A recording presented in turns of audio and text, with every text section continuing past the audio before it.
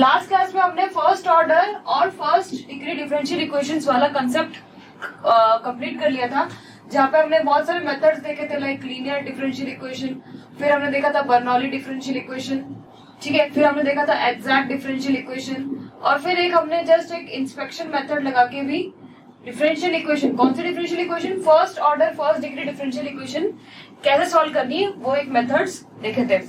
और फिर हमने स्टार्ट किया था जब अगर केस आपका हायर ऑर्डर का आ जाता है, मतलब यहाँ पे अब आपकी जो डिफरेंशियल का ऑर्डर रहेगा, that order will be greater than और इक्वल टू 2, मतलब अब आपके पास dy by dx साथ साथ d2y by dx square d3 cube by d3 cube by ऐसी कुछ टर्म्स आएंगी, हायर ऑर्डर आएंगे डिफरेंशियल्स। तब हम क्या करने वाले हैं, तो उस केस में हमने देखा था कि जो सॉल्यूशन होता है वो दो पार्ट से मिलकर बना होता है, एक तो होता है CF और दूसरा होता है PI। तो CF के लिए, CF मतलब कॉम्प्लीमेंट्री फंक्शन, कॉम्प्लीमेंट्री फंक्शन के लिए हमने 4 केसेस डिस्कस किए थे। कॉम्प्लीमेंट्री फंक्शन के लिए हमने 4 केसेस डिस्कस किए थे। पहला case, depending upon the roots of your what, f of d के रूट्स पे, मतलब इस इक्वेशन के सोल्यूशन पर डिपेंड करता है आपको CF कैसे फाइंड आउट करना है। पहला था कि अगर रूट्स रियल एंड अनइक्वल होंगे तो कैसे आएगा, फिर था कि रियल और इक्वल हो गए तो क्या होगा, फिर आपके पास था ऑप्शन कि अगर कॉम्प्लेक्स एंड अनइक्वल है तो उस केस में क्या आपका CF रहेगा, और लास्ट में था कि अगर कॉम्प्लेक्स और इक्वल अगर आपके रूट्स हैं तो आपका सॉल्यूशन किस तरीके से या फिर कॉम्प्लीमेंट्री फंक्शन किस तरीके से होगा। तो ये 4 केसेस हमने देखे थे, कुछ एग्जांपल्स भी देखे थे चारों केसेस के लिए कि कैसे सॉल्व करना रहता है। लास्ट में हमने PI डिस्कस करना स्टार्ट किया था। PI मतलब what is the full form of PI, type in the comments.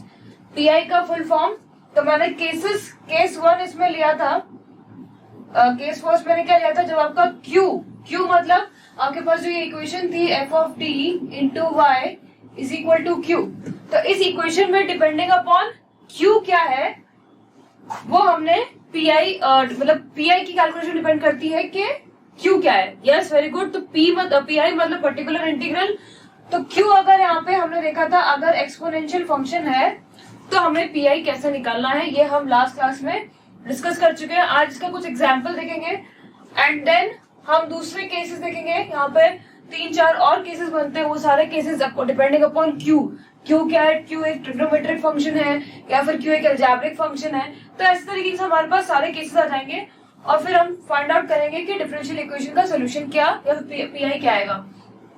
उसके बाद हम देखेंगे method of variation of parameters.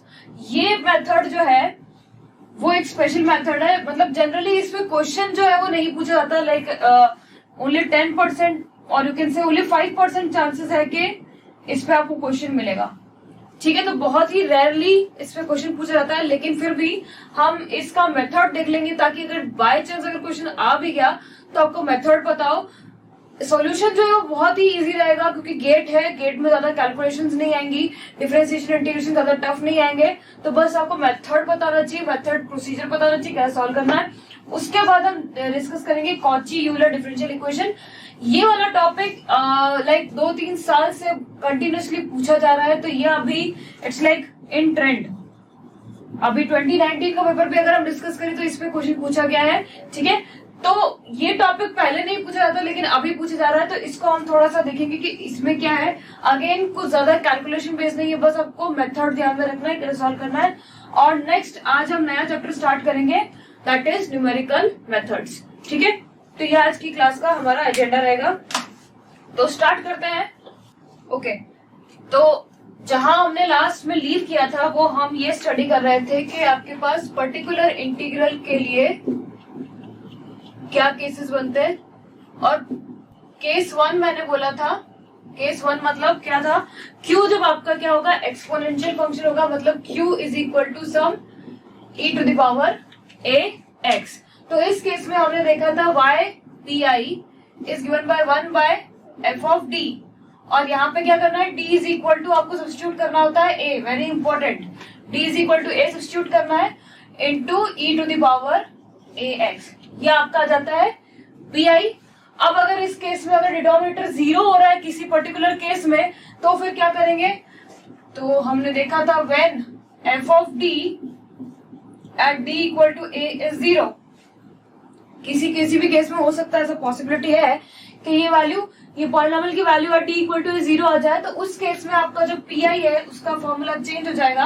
अब जो फॉर्मूला बनता है वो होता है X by F dash D, ध्यान रखना है एफ डैश डी डेरिवेटिव है, is equal to D, D की वैल्यू वापस आपको यहाँ ए सब्स्टिट्यूट करनी है into E to the power A X. ठीक है, तो ये चीजें यहीं तक क्वेश्चन बनता है। इसके अलावा भी अगर एक केस हो सकता है कि अब वापस ये क्वांटिटी भी 0 हो गई, तो फिर क्या होगा, फिर होगा X square F double dash D at D equal to A E to the power A X. ठीक है, अब इन क्वेश्चन में आपको देती हूँ जिसको हम सॉल्व करेंगे। पहले निकालेंगे सी एफ, देन निकालेंगे पी आई। तो सी एफ आप लोग इजीली निकाल सकते हैं, लास्ट क्लास में हम डिस्कस कर चुके हैं। तो डिफरेंशियल इक्वेशन जो है ये है आपकी डिफरेंशियल इक्वेशन। इसके लिए आपको कंप्लीट सॉल्यूशन फाइंड आउट करना है, what is your complete solution.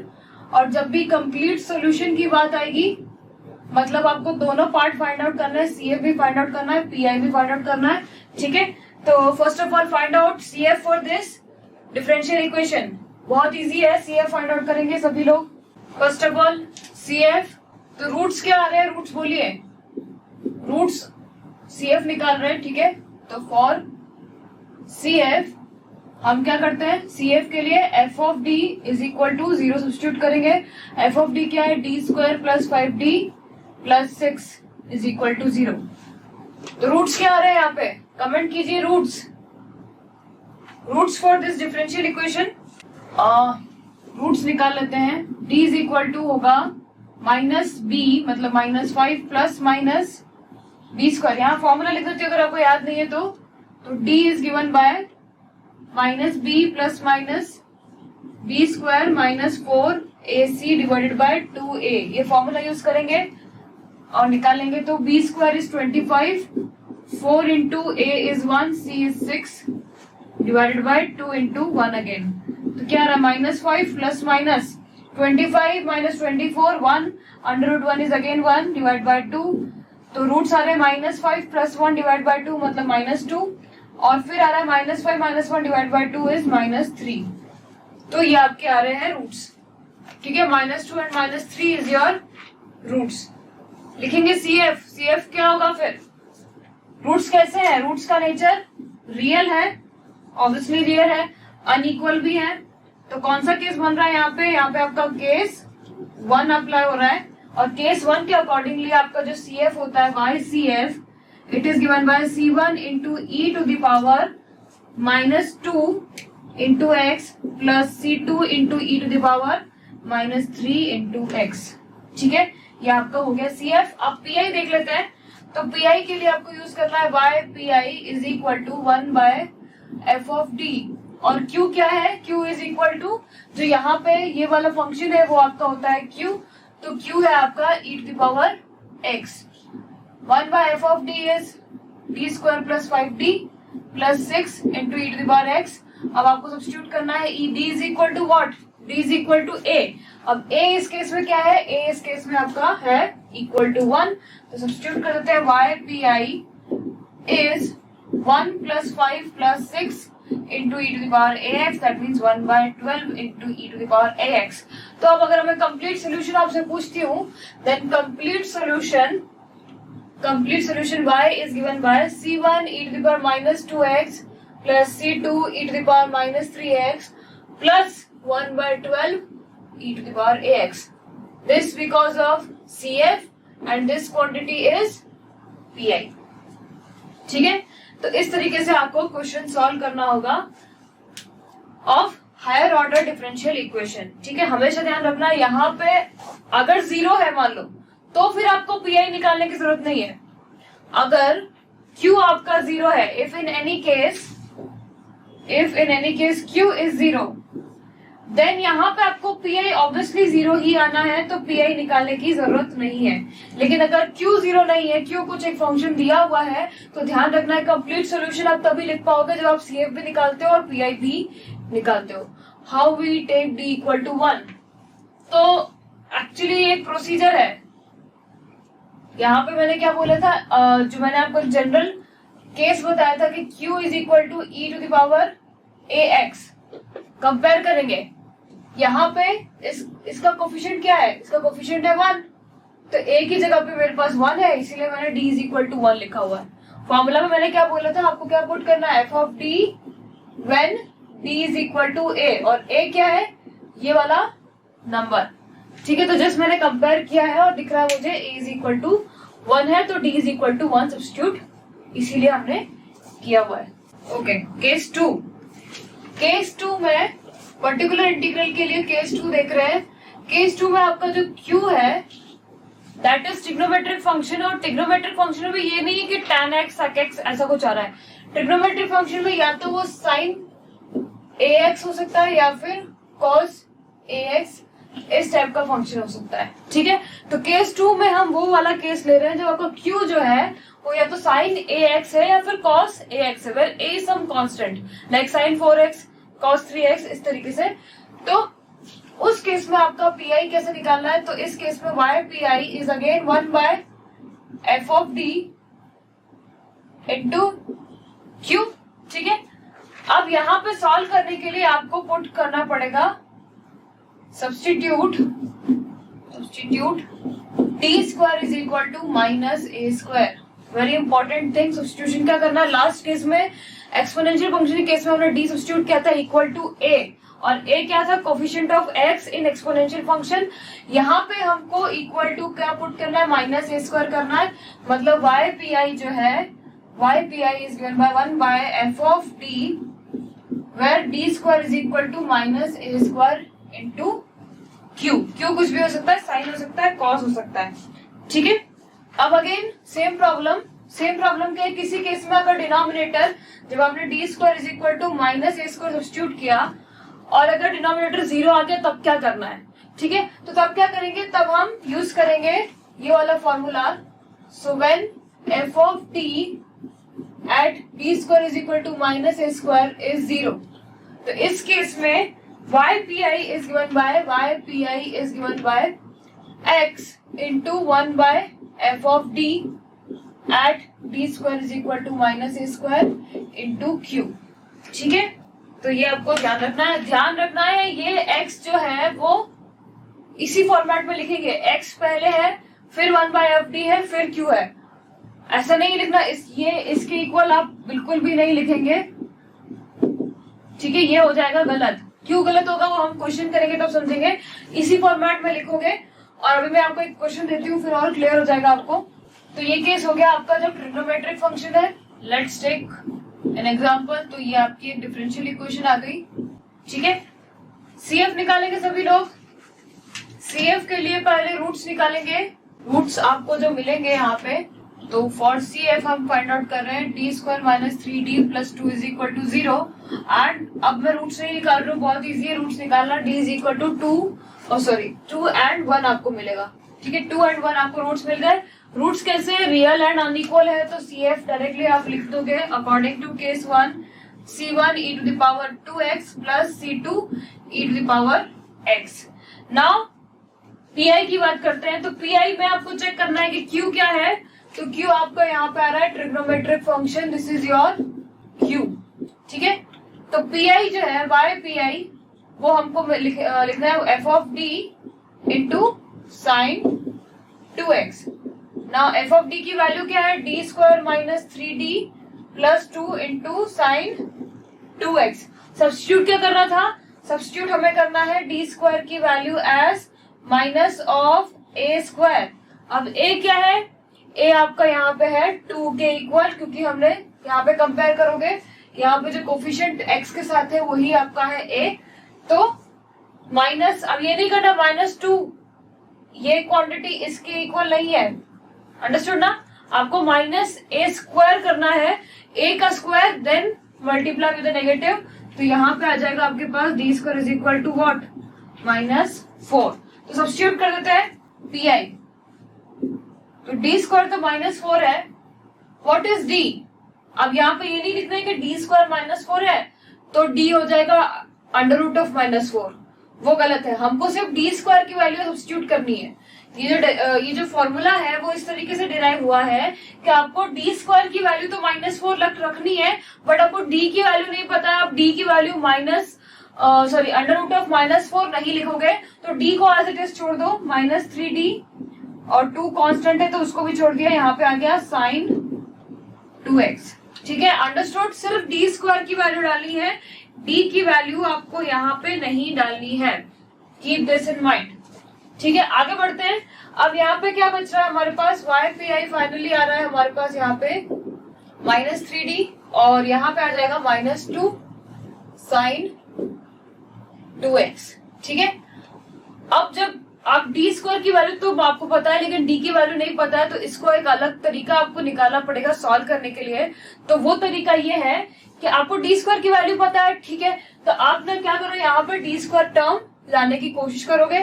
ठीक है, कैसे लाएंगे इसको हम, यहाँ पे मुझे डी स्क्वायर टर्म चाहिए, तो वो तभी पॉसिबल है जब आप इसको मल्टीप्लाई करवा दो विद, लेट्स टेक -3d + 2 और डिवाइड भी विद द सेम क्वांटिटी। ऐसा क्यों कर रहे हैं, क्योंकि मुझे डी स्क्वायर चाहिए, और अगर आप नोटिस करते हो तो ये दोनों मिलके आइडेंटिटी बना रहे a - b a + b, a - b a + b, तो ये अब चेंज हो जाएगा लाइक दिस, -3d + 2, यहाँ पे क्या आ जाएगा, -3d² -2² a² -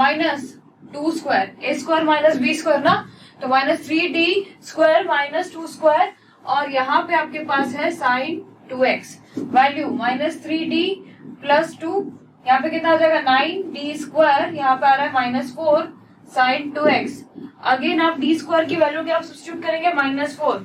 ठीक है, तो यहाँ पे देखते क्या आ जाएगा, -3d + 2, यहाँ पे आ जाएगा -9 × 4 is -36 एंड -4 sin 2x। तो फाइनली हमारे पास यहाँ पे जो बच रहा है वो है ypi -40, 36 - 4 40 आ जाएगा। यहाँ पे है -3d + 2 और यहाँ पे है sin 2x। अब जब आपके पास d डिनोमिनेटर में है तब प्रॉब्लम है, लेकिन जैसे आपके पास d न्यूमरेटर में आ जाएगा, आपको पता है d का मतलब क्या होता है, d का मतलब होता है d/dx। ये होता है ना डी का मतलब, हमने डिस्कस किया था जब मैं स्टार्टिंग में एक डिफरेंशियल इक्वेशन में लिखी थी a/dnxy/dxn, ऐसे करके मैंने एक पूरी डिफरेंशियल इक्वेशन लिखी थी। तो मैंने सब्स्टिट्यूशन क्या किया था, कैपिटल डी को एज d/dx। तो जब ये डी डिनोमिनेटर में है तब एक्चुअली वो क्या है, वो है इंटीग्रेशन, क्योंकि हमको पता है d और 1/d मतलब दिस डेरिवेटिव और इंटीग्रेशन और अपोजिट टू ईच अदर। मतलब अगर मैं ऐसे लिखती हूँ व्हाट इज 1/d, तो 1/d denotes integration of that quantity with respect to x। ठीक है, तो जब इंटीग्रेशन डिनोमिनेटर में है तो आप कुछ नहीं कर सकते हो, समझ में आया ना, इंटीग्रेशन ऑफ दिस कुछ नहीं कर सकते। लेकिन जैसे ही यहाँ पर d/dx न्यूमरेटर में चला गया तो हम इसको सिंप्लीफाई कर सकते हैं। यहाँ पे हम इसको लिख सकते हैं व्हाट, -3d/dx ऑफ, ठीक है, तो यहाँ पे मैंने d को वापस से लिख दिया d/dx, sin 2x को मैंने अंदर मल्टीप्लाई करवा दिया, तो यहाँ पे आ गया -3d/dx sin 2x, और +2 एक कांस्टेंट है तो और बाहर में sin 2x चल रहा था, तो इसके साथ भी हमने sin 2x मल्टीप्लाई करवा दिया।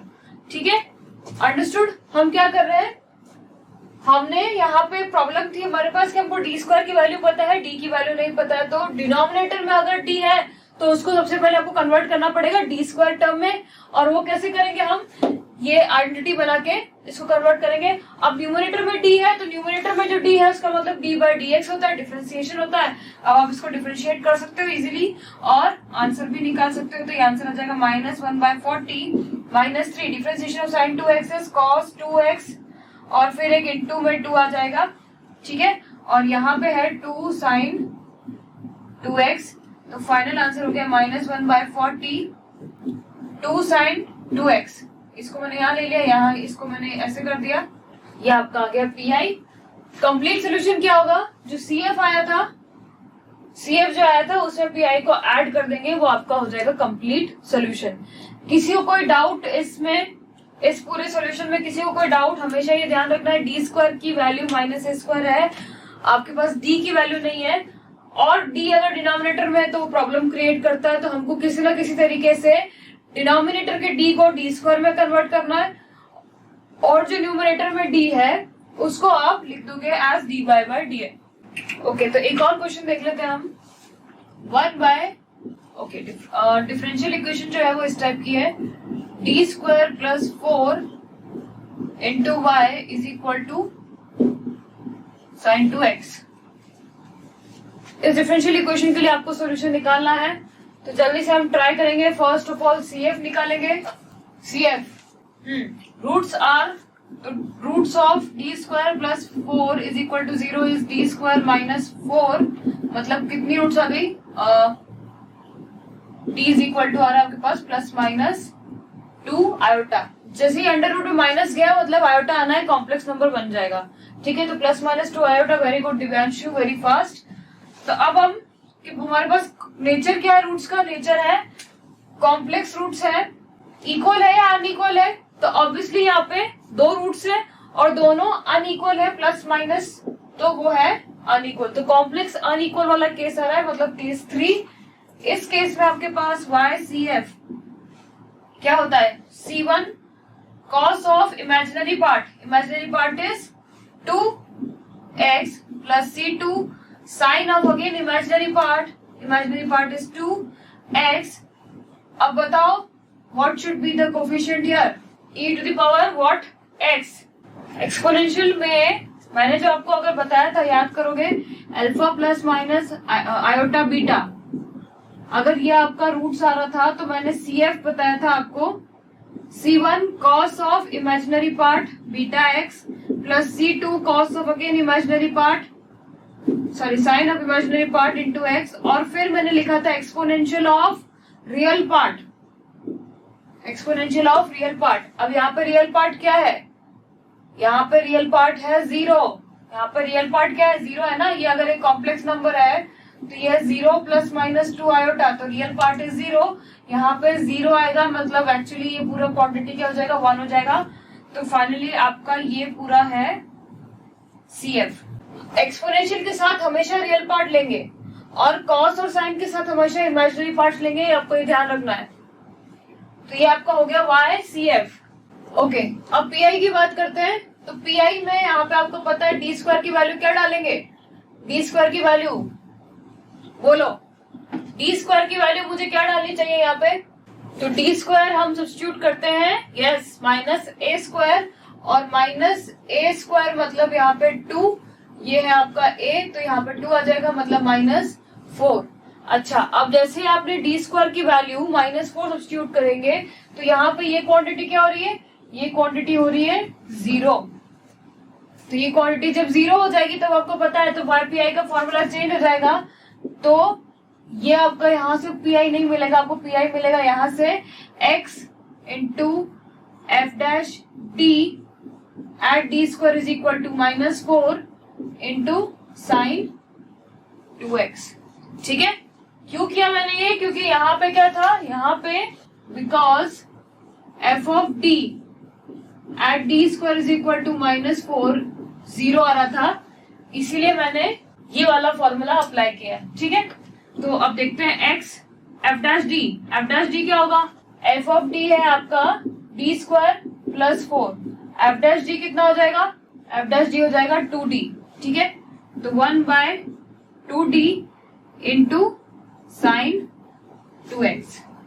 अच्छा, अब यहाँ पे क्या करना होता है, हमें डी स्क्वायर की वैल्यू माइनस 4 डालनी होती है, बट यहाँ पे डी स्क्वायर नहीं, यहाँ पे सिर्फ d है, तो नेक्स्ट स्टेप क्या होना चाहिए, तो यहाँ पे हम मल्टीप्लाई करेंगे विद d और न्यूमरेटर को भी d से मल्टीप्लाई करवाएंगे, तो ये हो जाएगा x बाय 2d स्क्वायर, ऊपर इसमें न्यूमरेटर में भी d है, इंटू साइन 2x। अब डी स्क्वायर की वैल्यू आपको डालनी है क्या, माइनस 4, तो यहाँ पे आ जाएगा x बाय 2 और डी स्क्वायर की वैल्यू है माइनस 4, फिर है d इंटू साइन 2x, और d का हमको मतलब पता होता है, d का मतलब क्या है, d बाय dx। तो फाइनली आपके पास जो सोल्यूशन आ रहा है, फाइनली जो PI आ रहा है YPI, वो आ रहा है x by 8, d by D X of sine 2x is cos 2x, और फिर आपका 8 2 मल्टीप्लाई में आ जाएगा, तो बेसिकली आंसर हो गया minus x by 4 cos 2x. This is your particular integral. This is your particular integral. ठीक है, तो 1/d दिख रहा है, इसका मतलब हमें पता है 1/d is integration, but integration करना नहीं होता है क्योंकि ये उस तरीके से डिराइव नहीं है. तभी तो हम डी स्क्वायर की वैल्यू -4 सब्स्टिट्यूट करेंगे, तो हमको डी स्क्वायर बनाना रहता है डिनोमिनेटर में. और अगर न्यूमरेटर में डी आया तो नो प्रॉब्लम, न्यूमरेटर के डी को आप ट्रीट कर सकते हो as D by D X. Okay, तो न्यूमरेटर के डी को हमने डी बाई डी एक्स की तरह ट्रीट किया और फिर डिफरेंशिएट कर दिया to get your P I. Okay, तो आगे बढ़ते हैं. नेक्स्ट केस इज केस 3, और इस केस में आपका जो Q है that is a function like this. Algebraic function है, x की पावर m फॉर्मेट में आपका है Q.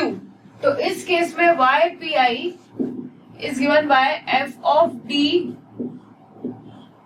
Inverse into x to the power m. f of d inverse into x to the power m.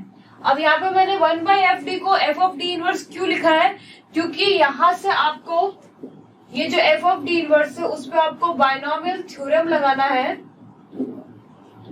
Binomial theorem या फिर binomial expansion करना है, जिसकी हेल्प से f ऑफ d इनवर्स जो है वो कुछ एक पॉलिनोमियल फॉर्मेट में आ जाएगा d के. अब अगर पॉलिनोमियल फॉर्मेट में जिसमें d टर्म्स है, d स्क्वायर है, d क्यूब है, इस तरीके के टर्म्स आएंगे, तो इसका मतलब आपको पता है, इसका मतलब क्या होता है, d बाई डी एक्स है, इसका मतलब d2 by D X square है, और इसका मतलब d3 by D x cube है, सो ऑन. तो बेसिकली आप इस फंक्शन को जब इन सारे टर्म से मल्टीप्लाई कराओगे तो आपको पास इस फंक्शन का डिफरेंशिएशन हो जाएगा. मतलब यहाँ पे क्या हो जाएगा, d by D X of x to the power m, d2 by D X square of x to the power n and so on. ठीक है, तो इस मेथड में आपको यही करना है, आपको बायनोमियल एक्सपेंशंस का यूज करना है. इसका मतलब आपको बायनोमियल एक्सपेंशंस याद होने चाहिए. ठीक है, तो it's an assignment for you कि आपको बायनोमियल एक्सपेंशंस याद करने हैं. एक तो ये वाला, फिर ये वाला, देन -2, और ये बायनोमियल एक्सपेंशंस आपको याद करने हैं. This is an assignment for you. ठीक है, नेट से गूगल से सर्च करके आपको एक्सपेंशंस लिखने हैं और आपको ये याद करना है, क्योंकि इसके क्वेश्चंस में जब भी आपके पास x to the power m type का क्यू मिलेगा तो आपको एक्सपेंशन पता होगा, तभी आप सॉल्व कर पाओगे.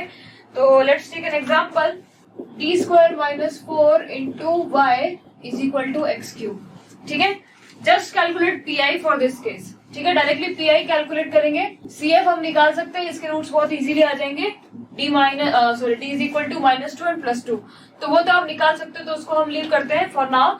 डायरेक्टली पी आई निकालते हैं. अब पी आई निकालने के लिए आपको दिख रहा है क्यू किस टाइप का फंक्शन है, क्यू इस टाइप का फंक्शन है, x to the power m type का है.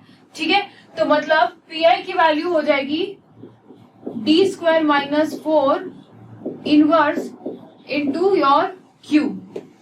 ठीक है, अब आपको इस फॉर्म में चेंज करना पड़ेगा, बायनोमियल एक्सपेंशन की फॉर्म में चेंज करना पड़ेगा.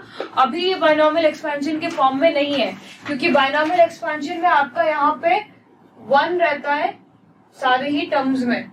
यहाँ पे आपके पास 1 नहीं है, तो सबसे पहले आपको बायनोमियल एक्सपेंशन फॉर्म में चेंज करना पड़ेगा.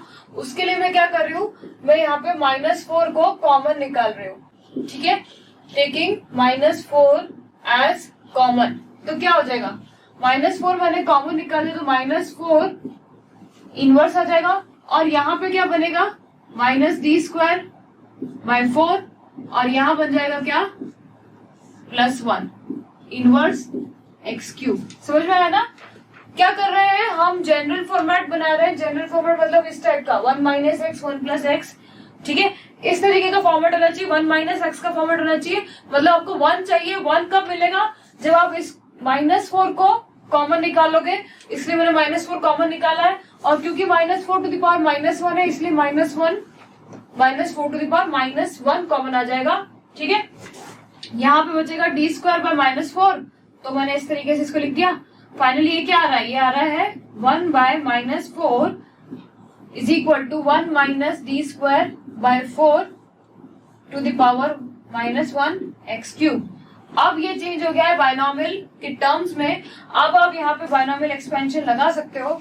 तो applying binomial expansion of 1 minus X to the power -1। अब इसका एक्सपेंशन होता क्या है ये आपको याद करना है। अभी फॉर नाउ मैं लिख देती हूँ, it is 1 by X square by X to the power 4, ठीक है, 1 plus X square plus X to the power 4 plus X to the power 6 and so on up to infinity, ठीक है, ये expansion है। अब इस केस में compare करेंगे आपका what is your x, compare करो इस टर्म और इस टर्म को, व्हाट इज योर एक्स, बताएंगे सभी लोग x क्या है। x is, yes obviously x is d square by 4, x is d square by 4, ठीक है। तो ये अप्लाई कर देते हैं, तो y p i आ जाएगा -1 by 4, 1 plus X square is d square by 4 square. Okay sorry यहाँ पे चेंज कर लो, एक्सपेंशन गलत लिख दिया मैंने। Change this, expansion is 1 plus X square plus x cube and so on. Change करेंगे 1 प्लस, बहुत इजी सा एग्जांपल है, सॉरी एक्सपेंशन है। 1 minus x inverse is 1 plus X square plus x cube and so on, ठीक है। तो यहाँ पे आ जाएगा 1 प्लस एक्स, फिर एक्स स्क्वायर, फिर x cube and so on, और यहाँ पे आपके पास है फाइनली एक्स क्यूब, ठीक है। फाइनली आपके पास क्या है, x cube. Now x cube को मल्टीप्लाई करवा देते तो यहाँ पे आ जाएगा एक्स क्यूब, फिर आ जाएगा 1 by 4 D square of X cube, फिर क्या आएगा 1 by 4 square D to the power 4 of X cube and so on, -1 by 4 X cube D square X cube. D square X cube की value क्या होगी, D square X cube का क्या मतलब है, d2 by D X square of X cube, मतलब 2 times differentiation. First time differentiation पे आपको क्या मिलेगा, 3x स्क्वायर मिलेगा। नेक्स्ट टाइम डिफरेंशिएशन पे आपको क्या मिलेगा, 6x। तो यहाँ पे आ जाएगा इसकी वैल्यू 6x। 2 बार डिफरेंशिएशन करेंगे, first time 3x square, then 3 into 2x, तो मतलब 6x। यहाँ पे ये क्वांटिटी क्या मिलेगी, 4 times differentiation of X cube, 4 times differentiation of X cube. तो सेकेंड टाइम में आपको मिल रहा है 6x, थर्ड टाइम जब करोगे तो क्या मिलेगा 6, और फोर्थ टाइम जब करोगे तो differentiation of constant will be 0। तो इसी तरीके से सारी जो आने वाली टर्म्स है वो आपको क्या मिल जाएंगी, 0 के इक्वल मिल जाएगी। तो फाइनली आपका आंसर क्या आ जाएगा, y p i is -1 by 4 X cube plus 3 by 2 X. This is your particular integral. कोई डाउट है तो प्लीज आस्क। इस मेथड में आपको पहले जो एफ ऑफ टी है उसको बायनॉमियल के फॉर्म में कन्वर्ट करना है, ठीक है, फिर बायनॉमियल एक्सपेंशन लगाना है, और फिर उतनी ही टर्म्स आपको ध्यान में रखनी है जितना आपका डिफरेंशिएशन पॉसिबल है। क्योंकि अगर यहाँ पे एक्स क्यूब है उसका आप डिफरेंशिएशन 4 बार कर रहे हो, 5 बार कर रहे हो, 6 बार कर रहे हो, डेफिनेटली आपको आंसर क्या मिलने वाला है, 0 मिलने वाला है। तो हायर टर्म्स, ये वाली टर्म्स, इसके बाद वाले टर्म्स, वो लिखने की भी जरूरत नहीं है, आंसर सिर्फ आपका इतना सही आने वाला है, क्योंकि higher derivatives are 0 for X cube.